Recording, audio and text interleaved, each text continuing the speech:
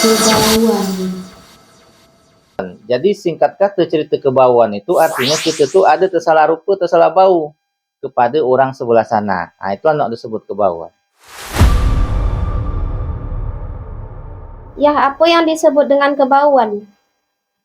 Kebauan itu pun bahasa dalam tradisi budaya orang Belitung bahawa kebauan itu artinya tersalah rupa, tersalah bau. Di mana hubungan itu ada antara manusia dengan makhluk tak kasat mata.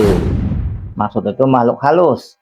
Kita sebagai orang kasar dan mereka sebagai orang halus memang biasa bersentuhan kita kepada mereka.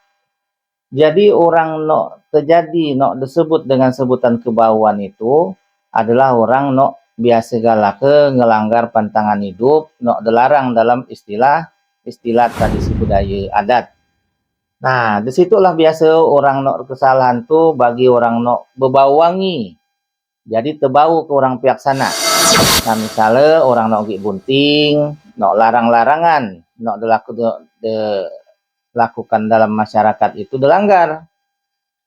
Jadi orang bunting tu misalnya keluar serepat-serepat hari. Nah, waktu maghrib berjalan kini waktu maghrib sejalan-jalanan tidak tahu lagi bunting muda. Ah, itulah biasanya nak membuat jadi kebauan. Kebauan tu lebih kurang orang samakan dengan kesambet misal. Beda pula dengan nama kepunan.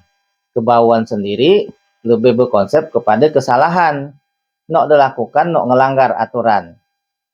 Jadi ada juga kebauan tu diistilahkan dalam istilah orang nak disebut bertulang wangi. Karena memang bau. Nah, itu juga kalau orang nak bertulang wangi itu biasanya kebauan itu tuh sakit-sakit badan, ngiluk-ngiluk sebadan badan. Nah, jadi mun kebauan tuh kadang mun misalnya muat orang sakit tuh bagi orang nak bunting teh sepandai berdarah, datus berdarah, semacam orang keguguran. Nah, gitulah. Jadi kalau misalnya kita kebauan nak berobat kemana dulu? Ke istilah tradisi adat. Jadi kepada dukun adat. Nah, ada berupa kesalahan dosa nak terjadi itu antara kita dengan makhluk nak tak kasat mata, dibuatkanlah istilah kesalahan kan daun nerusa. Jadi dimaksudkan itu minta ampun kesalahan dosa kepada Allah Subhanahu wa taala, Tuhan yang Maha Esa, dan juga kepada sesama jiwa di semesta alam antara kita dengan makhluk-makhluk nak muat kita ke bawah tadi.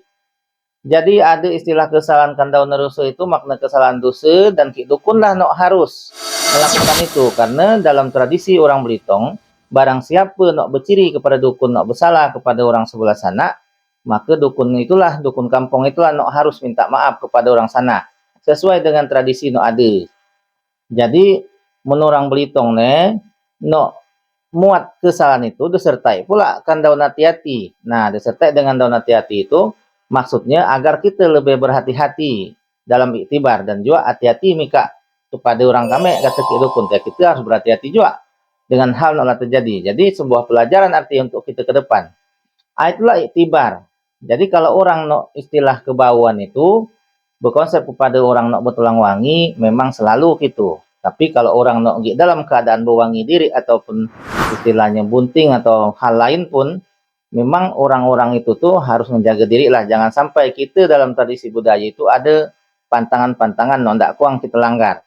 Jadi itulah nak disebut kebauan. Jadi singkat kata cerita kebauan itu artinya kita tuh ada tersalah rupa, tersalah bau kepada orang sebelah sana. Nah, itulah nak disebut kebauan.